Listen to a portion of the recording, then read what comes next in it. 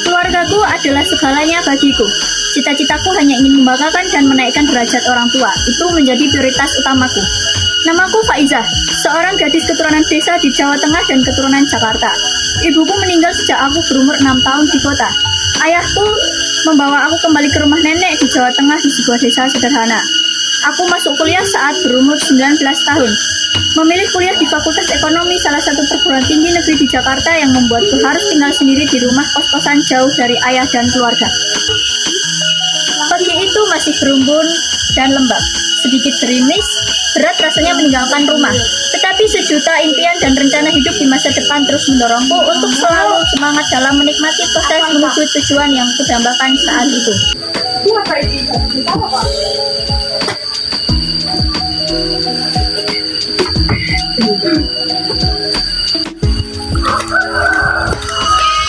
Bude mau kemana?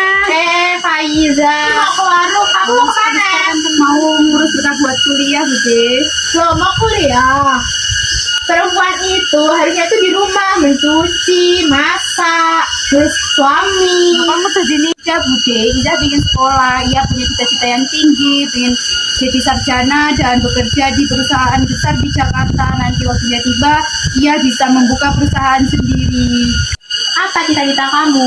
Ia pengen jadi pengusaha, Bude, biar bisa membanggakan ayah sama nenek. Pantas saja, kamu tuh keturunan ibumu.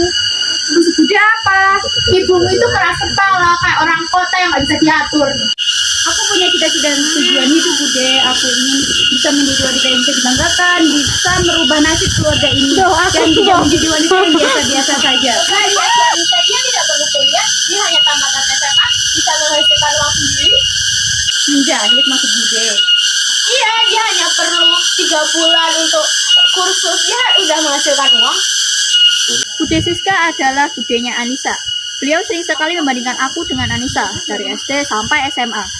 Memang aku sekelas dengan Anissa dan peringkatku dengannya selalu bergantian di angka 1 dan 2 saat itu. Aku selalu saja menjadi pembandingnya. Namun buatku tidak ambil pusing. Toh mereka tidak berkontribusi banyak dalam proses dan usahaku menuju tujuan hidupku. Pagi ini ayah, nenek, dan pamanku sekeluarga berkumpul untuk berbangkitan kepadaku. Aku akan diantar oleh pamanku menuju kota, tempat aku menuntut ilmu nantinya. Duk, Bapak ikhlaskan kamu pergi ke perantauan, buat kuliah di sana, buat nuntut ilmu di sana. Jaga diri yang benar. Boleh gak sama siapa aja, tapi jangan lupa sama agama.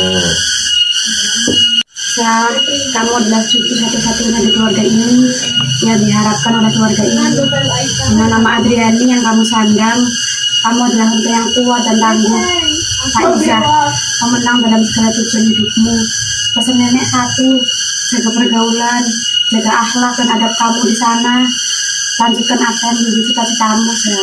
Iya janji, Nek. Ia akan tetap kuat dan tangguh, akan tetap melangkah menggapai cita-cita ia. Menjadi sarjana ekonomi, bekerja di kantor gedung tinggi dan mendirikan perusahaanku sendiri. Kelak akan bermanfaat untuk orang lain dengan memperbanyak lapangan kerja, Nek. Doakan ia, Nek. Amin. Ayah dan keluargaku berpesan demikian kepadaku. Semenjak ibu tidak ada, neneklah yang mengambil peran seorang ibu yang menuntunku menjadi gadis seutuhnya gadis yang berpendidikan dan beradab. Dari film tersebut kaitannya dengan peran filsafat bagi kemajuan bangsa adalah berpikir secara komprehensif.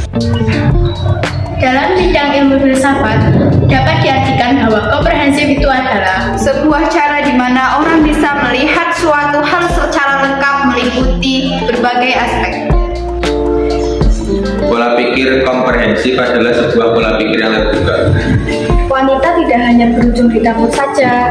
Jangan takut untuk menjadi diri sendiri dan terus berjuang untuk menggapai mimpinya. Dalam film ini kita dapat mengambil pelajaran bahwa wanita juga bisa sekolah setinggi-tinggi. Oke guys, sampai di sini dulu. Thanks for watching. Bye bye.